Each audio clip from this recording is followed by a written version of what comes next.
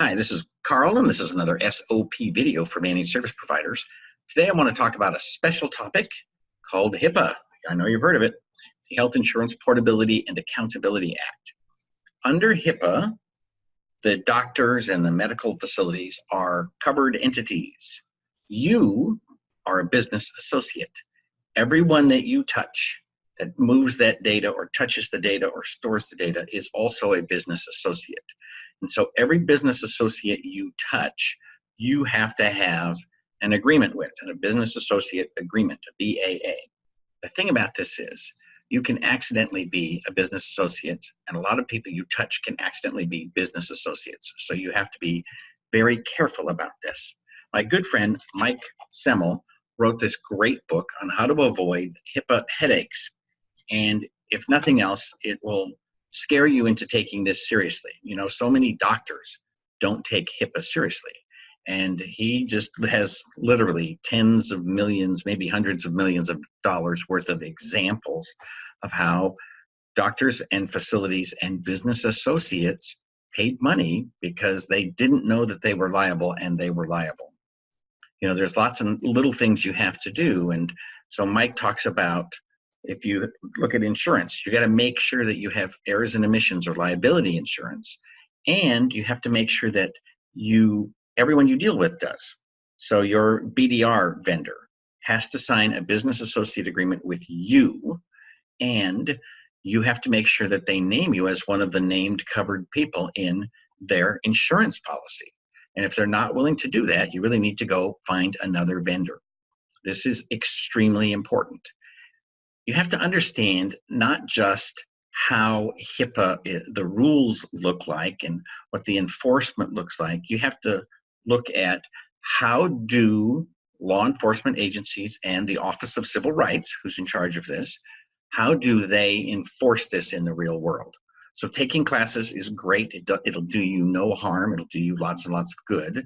But Mike talks about how you have to focus on the actual enforcement in the real world. Because you can read a law and it will tell you nothing about what's going to happen when you get stopped by a policeman for speeding, right?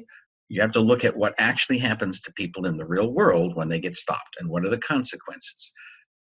So the reason that this is under the Office of Civil Rights is that this information is a civil right.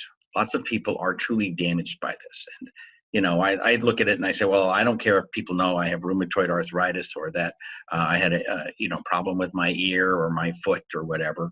But reality is it's much bigger than that. There are people who their medical records get out there and it includes their social security number and their address and lots of other information. Well, obviously, they get their credit stolen.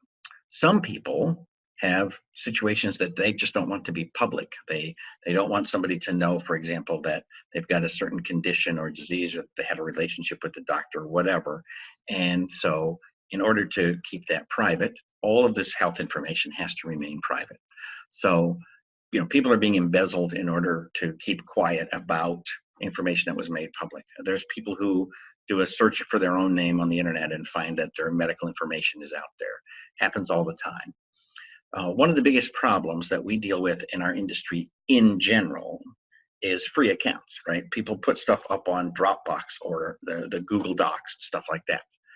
Those license agreements specifically say, and Google is probably the biggest offender here, if you use one of our free accounts, we own that information. We can do anything we want with it. And actually it says you still own it. We have a perpetual permanent license to do anything we want with it. So we can index it. We can make derivative works out of it, right? We can take a lot of your copyright information out of that. So what can happen is, in addition to people losing laptops and thumb drives and, you know, taking portable USB drives and copying data to it that they shouldn't, they also, in addition to losing those things, sometimes people will say, oh, well, I just need to look at this at home. They put it up at their Google Drive and then, or their Dropbox, and then they leave the company. And now the Dropbox says, hey, you're not the person who put that up there. So as the owner of the data, as the owner of the company, you can't ask us to take that down. It will just be there forever. And you can never delete the backups, right? So that stuff is literally up there forever, and you've lost control of that data simply because you didn't have the right policies in place or you didn't physically block it. So if you find out about something like this, you have to report it as quickly as possible, and you have to do whatever you can to mitigate the situation. So that's very, very serious stuff.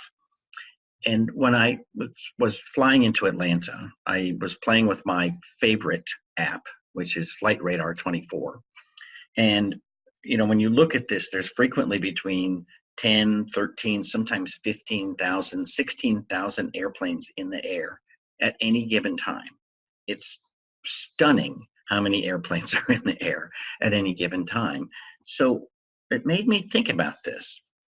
How do they get all these airplanes in the air? Because it's not purely technical, right? It is not a matter of technology that we don't have one airplane crash every day.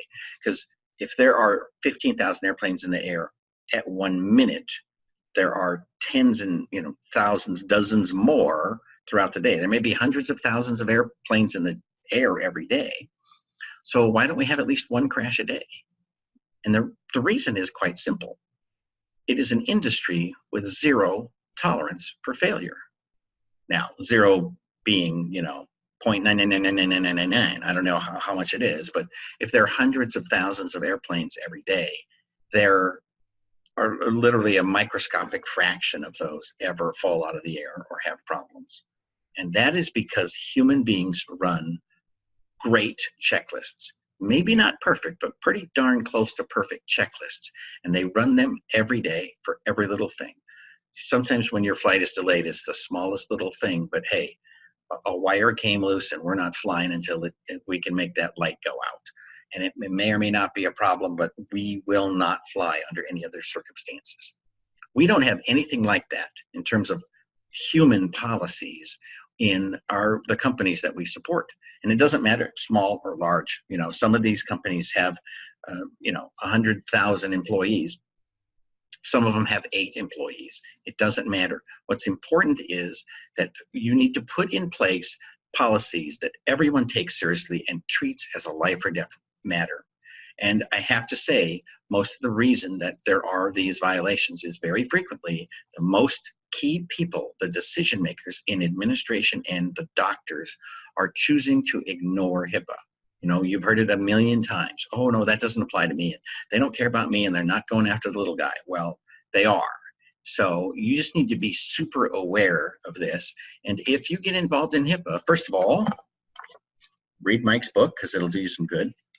But also make sure that you focus on the human piece of it. Because you can have all the rules and regulations in place you want. You can try to block this data and that data at the firewall, and you can forbid people from using USB drives. But you have to actually go beyond that and have a massive education where people take this so seriously that they would never consider doing something stupid. And sometimes it's a matter of telling them what constitutes stupid. Right? Because there are people who say, well, I'm going to send this encrypted mail to myself at home. Well, okay, but as soon as you unencrypt it at home, you've got data outside of the environment, and that's not allowed. It's not okay. Then somebody breaks into your house and steals a laptop, and it's gone, right? And you have to report that. So one thing after another, there's the technical side, and we can do a lot to fix that.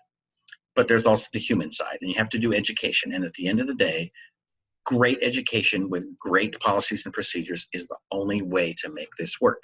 And if you're not willing to do that and your clients are not willing to pay for it, I can honestly and sincerely advise you, do not get involved with a medical related industry, because you will eventually get caught and you will have a problem. And it's, as Mike says in his book, it's not a matter of if, it's a matter of when. Like if you don't pay attention to this stuff, the clock is ticking and time is never on your side. Anyway, some stuff to think about. This is Carl Palchuk wishing you a very cheery day and the best of luck in your managed service business.